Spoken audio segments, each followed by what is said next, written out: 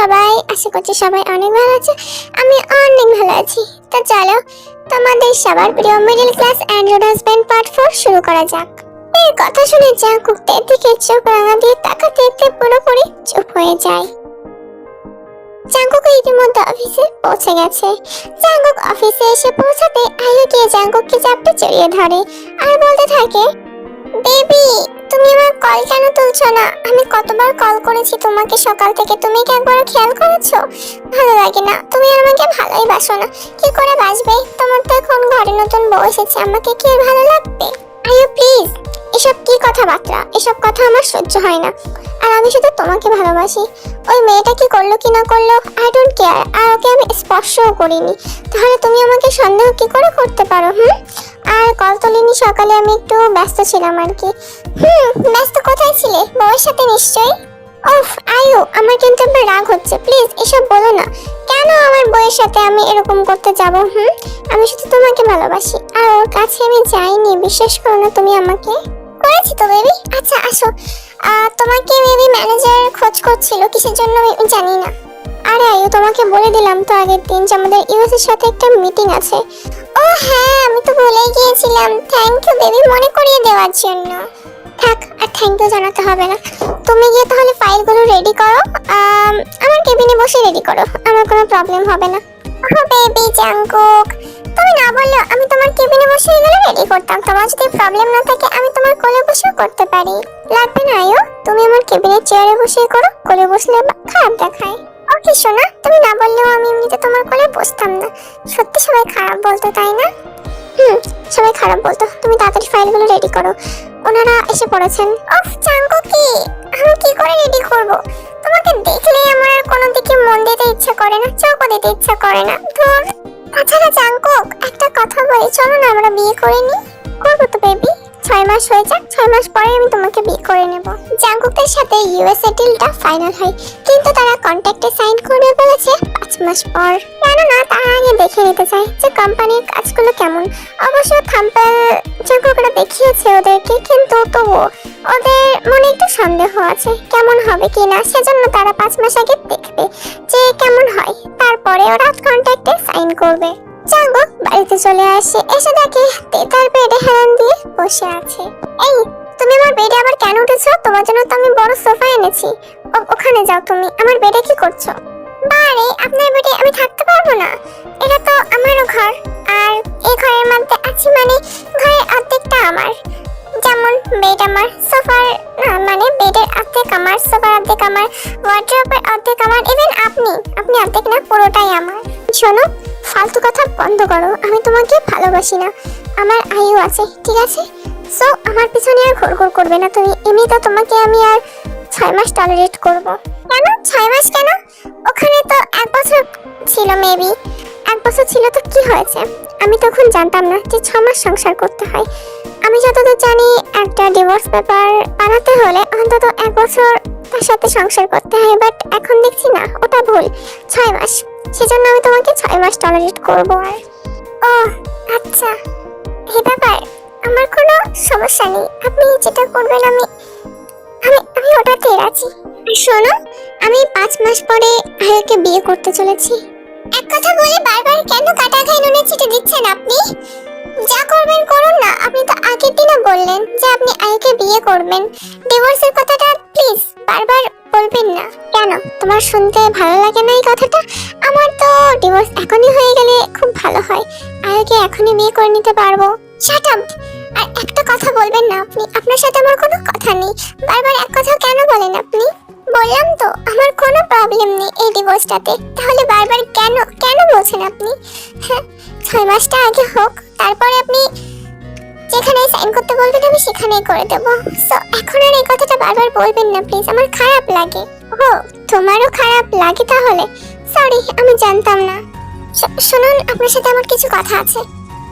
তাড়াতাড়ি বলো, আমার সময় নেই। আমি আবার নতুন করে ভার্সিটিতে পড়তে চাই, আমি নিজের পায়ে দাঁড়াতে চাই। সো এই 5 মাস কি, আই মিন এই 6 মাস কি আমি বসে থাকবো নাকি? It's none of my business, as you wish. তোমার যেটা ইচ্ছা হয় সেটা করো, আই ডোন্ট কেয়ার। আসলে নতুন ভার্সিটিতে ভর্তি হওয়া এখন সম্ভব না, কারণ এখন বছরের অর্ধেক আমি বলছিলাম কি যে আমি যেখানে মানে ছিলাম আগে, আমি ওখানে গেলে কি কোনো প্রবলেম?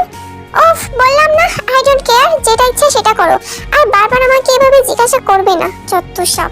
ওকে সরি, আমি ওখানে যাব তাহলে, অ্যাজ ইউ উইশ। পরে জাঙ্কুক ওয়াশরুমে চলে যায় ফ্রেশ হতে।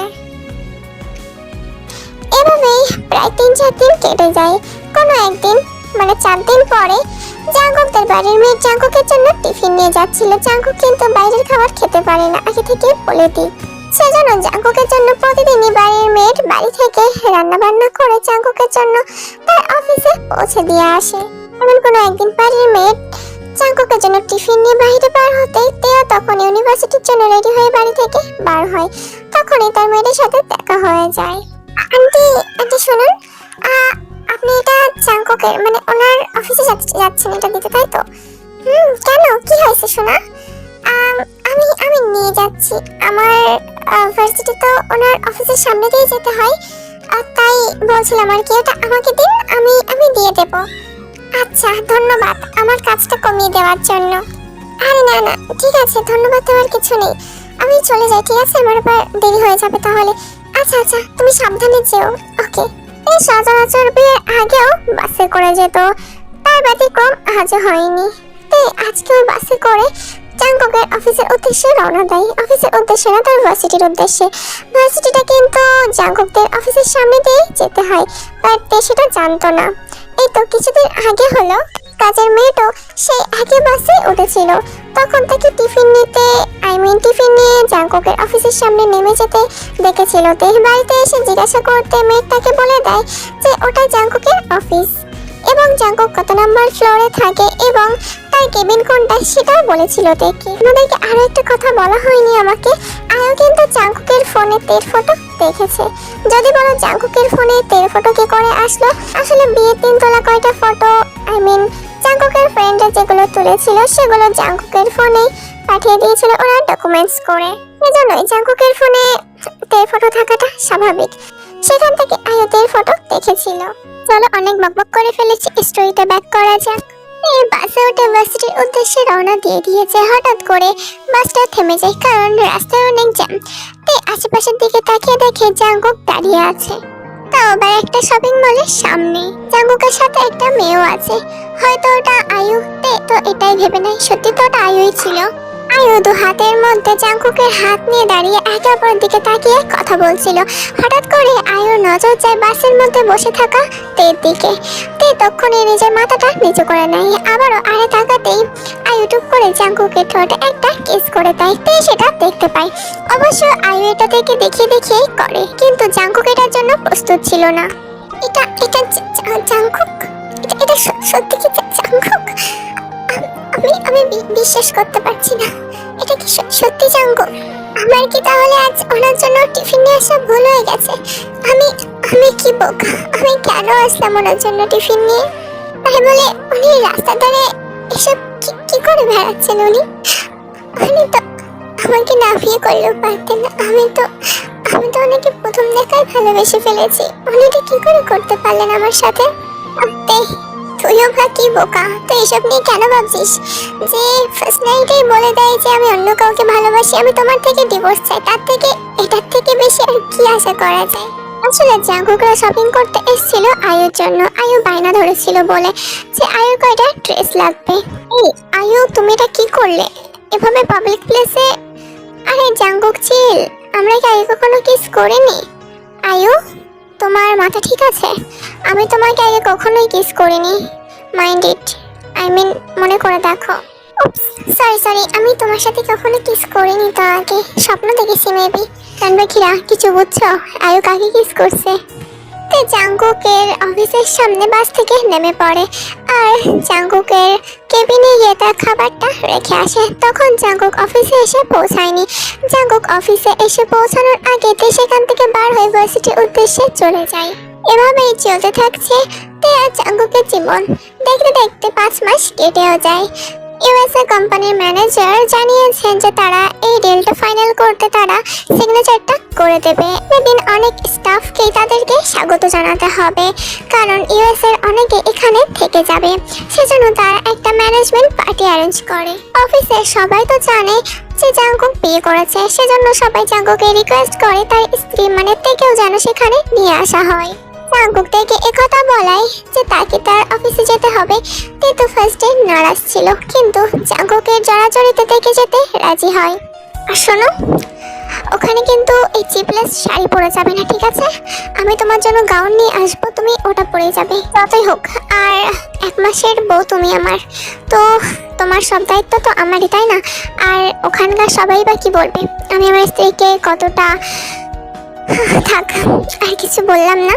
কিছুই বলে না, শুধু চুপচাপ জাঙ্কুকের কথা শুনেই যাচ্ছে আর মাথা নাড়ছে। পরের দিন জাঙ্কুক অফিসে এসে আয়ুকে নিয়ে বার হয়ে পড়ে শপিং করার জন্য, কারণ আয়ুই গাউনটা ভালোভাবে দেখে দিতে পারবে। আয়ু ফার্স্টে একটা সস্তা কম দামে একটা গাউন পছন্দ করে, কিন্তু জাঙ্কুক এতে নারাজ হয়, কারণ সেখানে সবাই সেলিব্রিটি মানুষ, সবাই দামি দামি পোশাক পরে আসবে। তে কেন এভাবে যাবে? আর তাছাড়া তে তার আর 1 মাসের বউ, সেজন্য তাকে তো ঠিকভাবে নিয়ে যেতেই হবে, না হলে জাঙ্কুকেরই মান সম্মান খোয়া যাবে। ফাইনালি জাঙ্কুক তের জন্য একটা গাউন পছন্দ করেছে, হোয়াইট কালারের, অসম্ভব সুন্দর, কিন্তু সেটা একটু ছোট, অতটা লম্বা না। সেজন্য তে এটা ফার্স্টে পড়তে নারাজ হয়, কারণ এটা স্লিভলেস ড্রেস, কোনো হাতা নেই, হাতা কাটা। আর হাতা কাটা ড্রেস আগে কখনো তে পরেনি, সেজন্য তের কেমন জানি একটা লাগছিল। শোনো, তোমার জন্য আমি এতক্ষণ ওয়েট করতে পারবো না, তাড়াতাড়ি রেডি হয়ে নিচে চলে আসো, আমি গাড়িতে ওয়েট করছি। কিন্তু আমি আম্মু আব্বুর সামনে এই ড্রেস পরে কি করে যাব? আই ডোন্ট নো, তাড়াতাড়ি আসো। অনেক কষ্টে জামাটি পরে নিচে চলে আসে।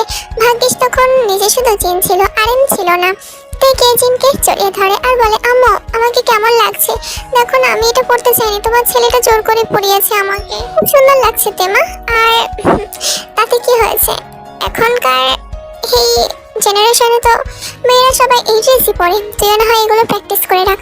আর তোর বাবাকে ভয় পাস না, তোর বাবা এগুলো পছন্দই করে, তোর বাবাও জাঙ্কুকেরই মতো। নো প্রবলেম, আমিও আগে এসবই পড়তাম। তোর বাবা মানে তোর শ্বশুর তো আমাকে ওই জন্য পাগল হয়েছিল আমার জন্য। একটু মুচকি হেসে সেখান থেকে চলে যায়। গিয়ে দেখে জাঙ্কুক অলরেডি গাড়ি স্টার্ট দেওয়া হয়ে গেছে। গিয়ে গাড়ির পিছনে বসতে গেলে জাঙ্কুক বলে, আমি কারোর ড্রাইভার না, সো সামনে এসে বসতে পারে সে। গিয়ে জাঙ্কুকের পাশে বসে পড়ে আর বলে, আমার কিন্তু কেমন একটা করছে, আপনি আপনি আর কোনো ড্রেস পাননি দেখি দেখি এটাই। এই শোনো, বেশি বকবক করো না, তুমি আমার আর 1 মাসের স্ত্রী, তো সবাইকে দেখাতে হবে না যে তুমি কতটা সুখে আছো। আর শোনো, ওখানে গিয়ে না একদম মুখ কালো করে থাকবে না, সবসময় হাসি মুখে থাকবে, ভালোভাবে কথা বলবে। যে যেটা দিবে সে সেটা মানে সেটা খাবে, যদি সেটা ওয়াইনও হয়, ঠিক আছে? ওয়াইন মানে মদ, আমি আমি ওসব খাই না। শোনো, বেশি বকবক করো না, আর সিট বেল্টটা লাগিয়ে নাও।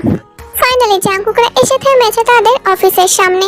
জাঙ্কুক তো গাড়ি থেকে বার হয়ে তার সামনে এসে দরজাটা খুলে দেয়, তেও গাড়ি থেকে বার হয়ে যায়। তো জাঙ্কুকের হাত যেমন হাজব্যান্ড ওয়াইফের হাত পেঁচিয়ে রাখে সেভাবেই হাঁটছিল। হঠাৎ করে ইউএস এর ম্যানেজার সামনে এসে পড়ে, তখনই জাঙ্কুক তের হাত ছেড়ে দেয়। তের মনটা অনেক খারাপ হয়ে যায় জাঙ্কুকের এমন কাজে। তারপর জাঙ্কুক ওই ম্যানেজারের সাথে কথা বলতে বলতে সেখান থেকে একটু সাইডে চলে আসে। তখনই আয়ুদের কাছে এসে বলে, হাই এক্সকিউজ মি, তুমি কি তে? জি, হাই আমি আয়ু।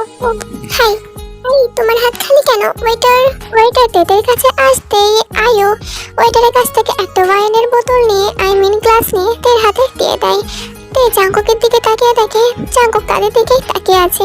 তো একসাথে দুটো নিয়ে নেয়, দুটো একসাথে ঢকঢক করে খেয়ে ফেলে। তো বাকি এরপরে কি হয় তোমরা পরের পার্টে দেখতে পাবে। আমি আর ভয়েস দিতে পারছি না, বাপরে বাপ।